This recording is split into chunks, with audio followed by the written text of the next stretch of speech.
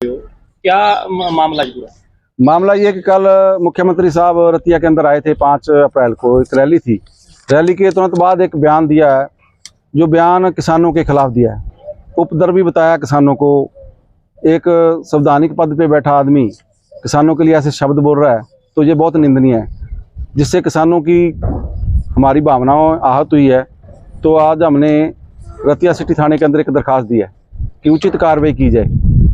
किसान जिस किसान को अन्नदाता बोला जाता है, उसे ये भाजपा वाले उपद्रवी बता रहे हैं। मतलब सवाल करना लोकतंत्र में, ये आज़ाद देश में रह रहे हैं। कल सवालों के जवाब देने से भी मुख्यमंत्री डर रहा था। पुलिस फोर्स लगाई हुई थी, किसान अरेस्ट किए हुए थे जगह जगह। तो सवालों के जवाब भी नहीं दे रहे। सवाल थे भी, दिल्ली क्यों नहीं जाने दिया जा रहा है? जब यदि कोई चंडीगढ़ जाना चाहता है किसान, चंडीगढ़ क्यों नहीं प्रोटेस्ट करने दिया जाता है? 16 लाख करोड़ रुपया कारपोरेट का कर्जा माफ़ कर दिया। गरीब किसान मजदूरों का कर्जा क्यों नहीं छोड़ा जा रहा है? MSP की गारंटी कब मिलेगी?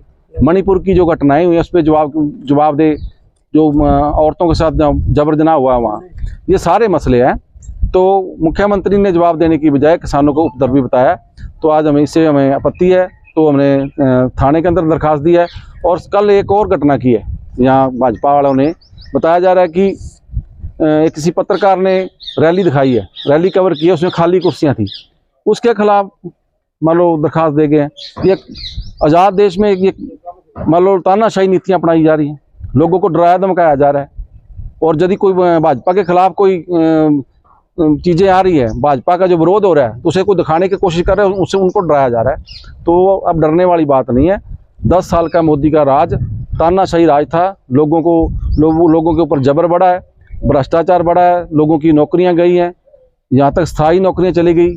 अग्निवीर योजना ले आए, जो पक्की फौज में नौकरी मिलती थी, उसे समाप्त किया गया। कालाधन लाने की बात कर रहा था मोदी, वो कहाँ चलेगा? कालाधन नहीं आया, उल्टा चंदा लिया कंपनियों से डराकर। ED के डर से नेताओं को अपने पक्ष में किया है।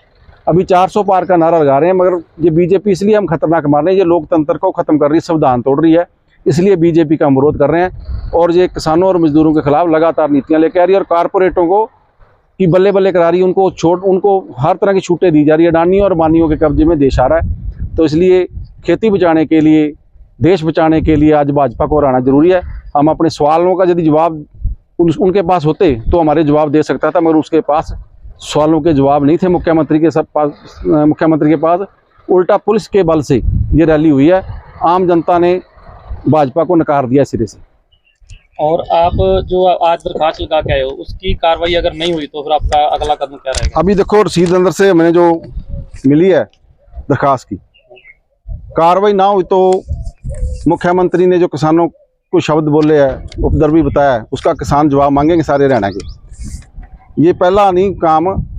थोड़े दिन पहला हिसार लोकसभा से जो उम्मीदवार है रणजीत सिंह चौटाला, उसने भी भिंडरावाले के साथ किसान आंदोलन को जोड़ा है। आपने देखा कुछ दिन पहला भूना के SHO था, उसने भी ये खालिस्तानियों का आंदोलन बताया। मान लो किसान अपनी MSP की मांग करता है, किसान मजदूर अपनी मांगों के लिए लड़ता है, तो उसे उपद्रवी बताया जाता है, खालिस्तानी बताया जाता है। ये पहले भी करते रहे, मगर मुख्यमंत्री के ये शब्द बोलने, पहली बार मुख्यमंत्री नया मुख्यमंत्री बना, ऐसे शब्दों का इस्तेमाल करना, ये हमें इस पर आपत्ति है। और इसने हमारी भावनाओं को ठेस पहुँचाई है। तो अन्नदाता को शर्मसार किया है ऐसे शब्द बोल के। तो हम मुख्यमंत्री के खिलाफ उचित कार्रवाई चाहते हैं।